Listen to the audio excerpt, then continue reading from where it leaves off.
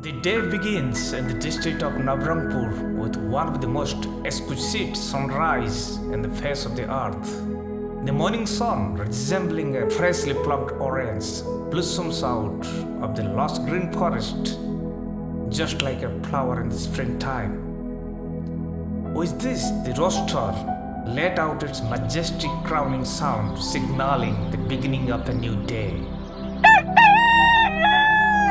A new day with new opportunity and a fresh start, but the challenge remains the same: earning a livelihood for one and one's own. Navrangpur is a district in southwestern part of Odisha having a population of about 1.2 million. More than 10 types of tribes are living in the district, covering half of the population depend upon cultivation and forest product for their livelihood. The people in the district practice cultivation only for one season, that is the Kharif season. Hence, people resort to other method of earning for a living. The people in the district are mainly self-employed. They sell a product of which they are the producer. This involves selling fruits, vegetables, pottery, firewood, or handmade textiles in the local market. As many of them belong to lower income group, hence every member of the family, including the children, contribute their part for the living. The children mainly help in taking out the cattle herd to the nearby forest for grazing. Sometimes they are accompanied by their elders, sometimes they do it on their own. Apart from this, the children also help out their parents by collecting firewood from the forest nearby, which will be either used for cooking or will be sold in the market for some earning. To collect these things from the forest, the children usually carry an oversized bicycle, which some of them can ride and others push it down to the village. Since not all are trained to be potter or have enough fertile land and irrigation facility to be a vegetable or fruit producers, thus they resort to another gift which their land can offer, the stone boulders.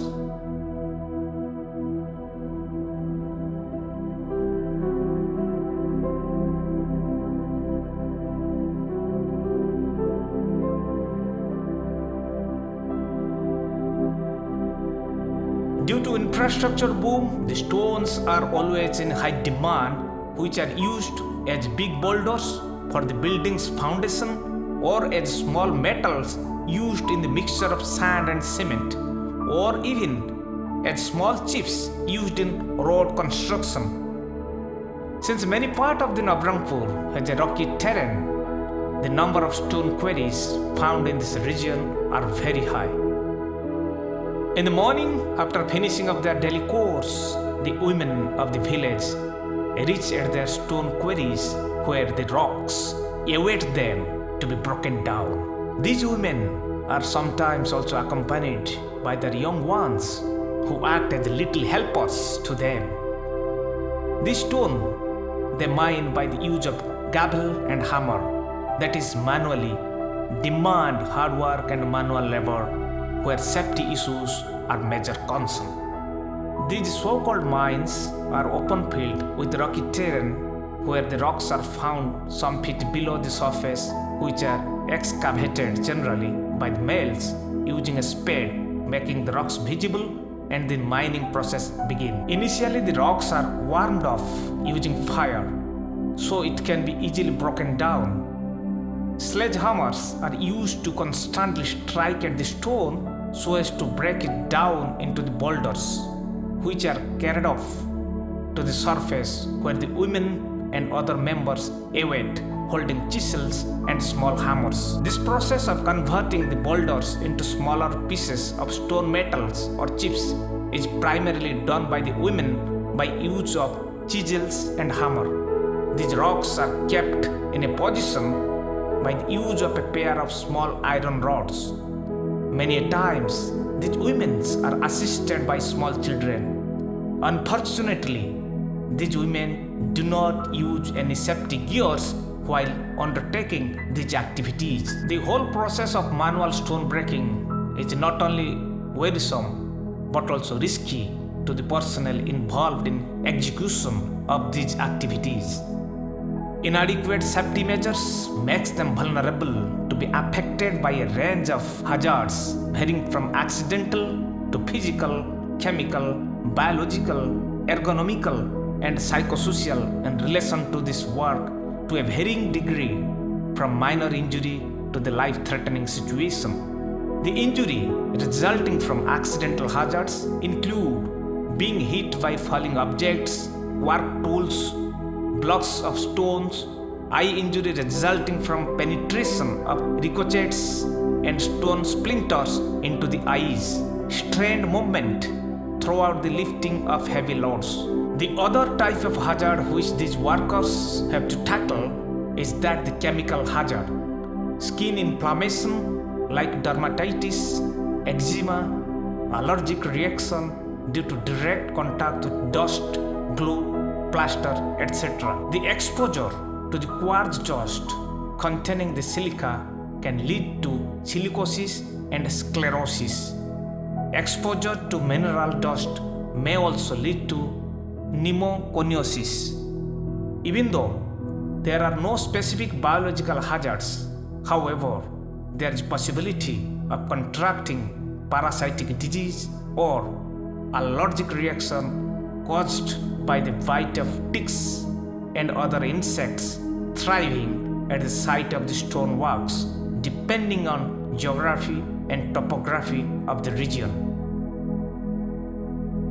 Apart from this, these women experience back pains and other musculoskeletal problems caused by overexertion and incorrect postures while lifting and moving heavy objects.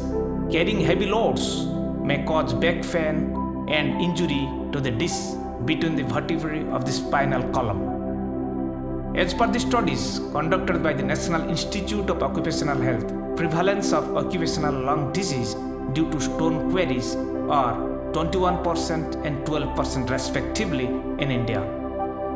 There is a need to adopt various safety measures to address the risk and vulnerabilities of the personnel involved in manual stone breaking activities. Some of these safety measures to address the physical and accidental hazards are use of personal protection equipment including gloves, respirator, mask, crash helmet, safety goggles, safety shoes with non-skid soles. As far as possible, manual lifting of the heavy loads should be avoided and lifting aids or equipment should be used. Appropriate ear protection equipment such as ear plugs should be used. To reduce the impact of chemical hazards, direct contact with irritating and allergenic substances should be avoided as much as possible. Use of products that protect the skin, hand washing at the end of the work shift, use of gloves, personal protection equipment for the respiratory system and the eyes are necessary. Immediate medical attention should be given in case of any injuries, insect bites, parasitic infection, skin rash or allergy to address the biological hazards. To address ergonomical factors, the workers must be instructed to use of correct techniques for moving and lifting heavy loads and in use of mechanical lifting aids. Wherever necessary, assistance from occupational ergonomists should be sought. In addition to the promotion of safety measures, there is a need for sensitization of workers involved in stone breaking regarding the hazards associated with this work and their own vulnerabilities and risk in context with those hazards are utmost important.